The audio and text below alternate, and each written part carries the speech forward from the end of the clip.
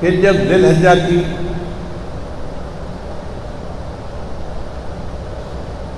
7 تاریخ آتی ہے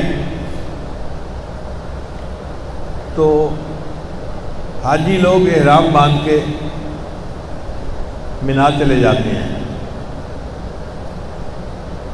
جو حج کا اصل اجتماع تھا وہ عرفات میں ہونا تھا اور 9 ذی الحجہ کو ہونا تھا، جس کو حج کا دن کہتے ہیں، مگر اللہ تعالیٰ نے کیا رحمت فرمائی کہ سارے مجمع کو عرفات میں اکٹھا نہیں کیا۔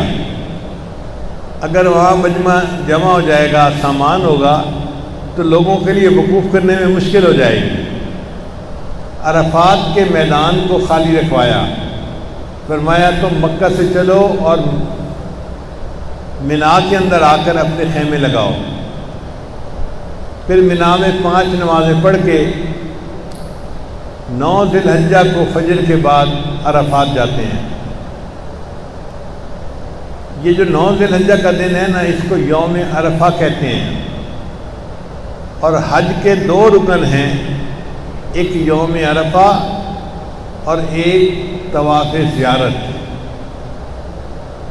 یہ 2 مین پلر ہیں جن سے حج ہوتی ہے۔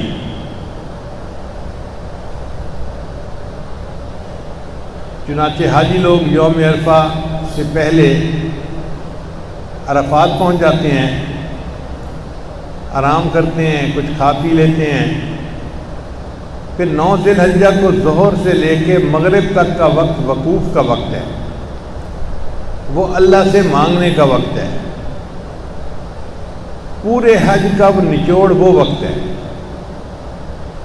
اس وقت میں اللہ تعالیٰ کی رحمت اپنے جوش پہ ہوتی ہے، اللہ سے جو مانگا جائے اللہ عطا فرما دیتے ہیں۔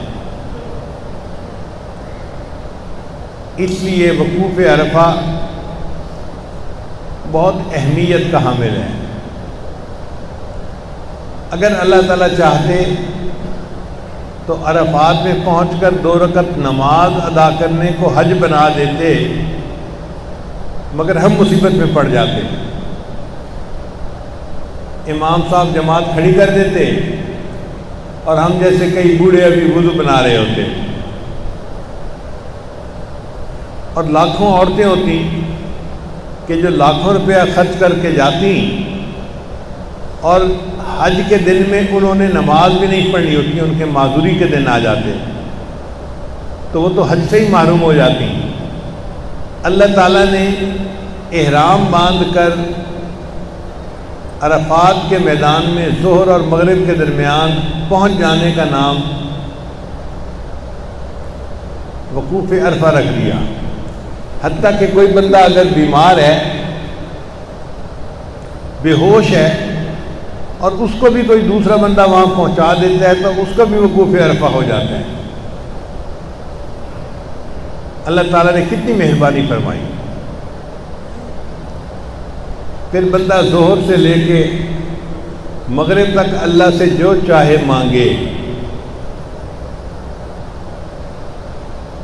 اللہ تعالیٰ اس کو عطا فرماتے ہیں۔ اس کے بعد اگلا دن یوم النحر کہلاتا ہے۔ اس دن 3 کام کرنے ہوتے ہیں۔ ایک، تیسرے شیطان کو کنکریاں مارنا،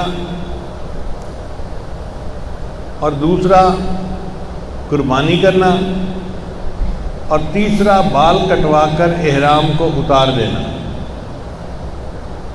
آدھا حج ہو گیا۔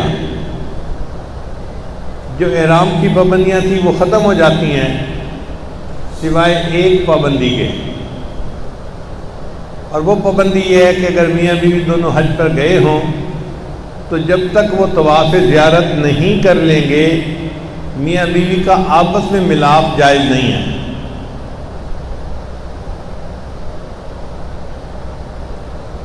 پھر اس کے بعد 3 دن مینا میں رہنا ہوتا ہے، اور اس میں مین کام ہوتا ہے تینوں شیطانوں کو پتھر مارنے۔ یہ جو شیطانوں کو چھوٹے چھوٹے پتھر مارتے ہیں، اس کو رمی کرنا کہتے ہیں۔ یہ بہت بڑی عبادت ہے۔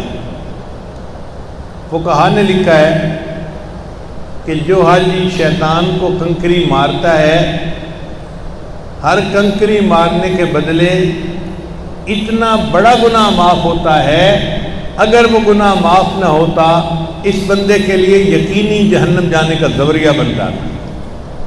اتنا بڑا گناہ کنکری مارنے کے بعد بخش دیا جاتا ہے۔ تو 3 دنوں کے اندر 70 کنکریاں تقریباً ماری جاتی ہیں، 70 بڑے بڑے گناہ بندے کے اللہ تعالیٰ معاف فرما دیتے ہیں۔ پھر 12 ذی الحجہ سے پہلے طواف زیارت کرنا ہوتا ہے۔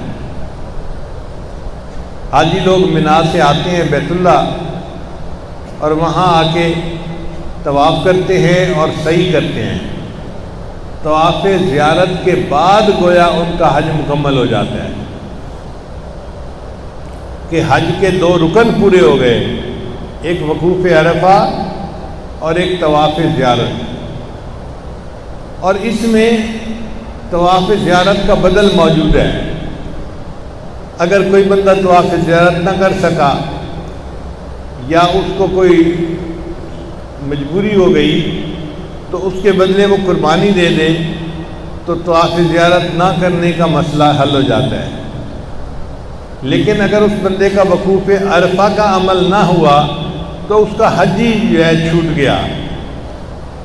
وقوف عرفہ کا بدل اور کوئی چیز نہیں ہے۔ اس لیے نبی علیہ السلام سے صحابی نے پوچھا مل حج، اے اللہ کے نبی صلی اللہ علیہ وسلم حج کیا ہے؟ نبی علیہ السلام نے فرمایا الحج العرفہ، کہ عرفات کے اندر جو وقوف کیا جاتا ہے اس کا دوسرا نام حج ہے۔ تو جب اللہ تعالیٰ دینے پر تلے ہوئے ہیں تو بندے کو چاہیے کہ جائے اور دامن پھیلا کر اللہ سے جو چاہے مانگے۔ اللہ تعالیٰ کے خزانوں میں کمی نہیں آتی